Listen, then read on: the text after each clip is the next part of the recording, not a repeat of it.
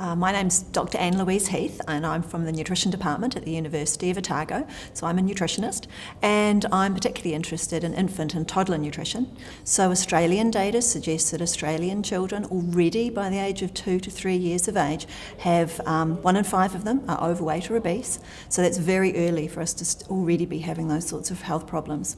And of course that increases the risk of later adult obesity and all the health consequences, heart disease, type 2 diabetes, etc. around that. And in addition to this overnutrition, we also have issues around undernutrition.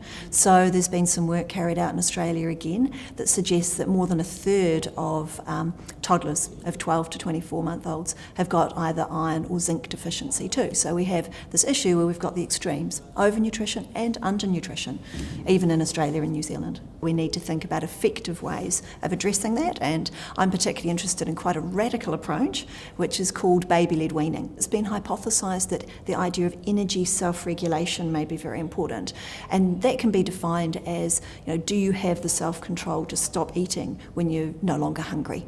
Which of course as adults, very few of us still have. Very young infants definitely have it, and we suspect that as they go through the complementary feeding period, where parents are playing the choo-choo train games to try and put more spoon-fed purees into the mouth, that might be overcoming energy self-regulation.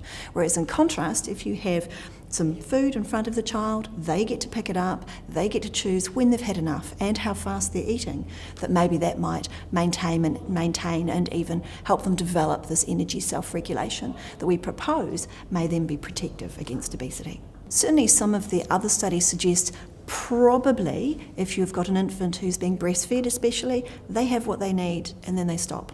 So one of the things we're very interested in with the baby-led weaning study, or our BLISS study we're calling it, is what the advantages might be in terms of nutritional outcomes from actually allowing the child to pick up a range of foods and feed themselves. So they definitely need to be offered high iron foods, foods with some energy in them, and also some other foods like fruits and vegetables, of course, but then letting the child choose how much of those they eat. Now the issue is, in theory, that should lead to very good nutrient outcomes, but the study's still ongoing, and so we need to wait until we've heard about the results or found those results out before we can really come down and say, well, actually the spoon feeding's great, but actually maybe there's another approach and maybe that might have better nutritional outcomes. I think that if we find that a baby-led approach such as BLISS is both safe and has these nutritional benefits, both in terms of overweight prevention and also improving iron and zinc deficiency rates, then I think they'll take up maybe quite fast. Certainly there are a lot of people out there in the general public who are already off their own bat using the internet and books out there to introduce their babies to solid foods using a baby-led approach. But certainly we need to wait and get the data before we know whether that's actually going to be the right thing for all Australian and New Zealand families to be following.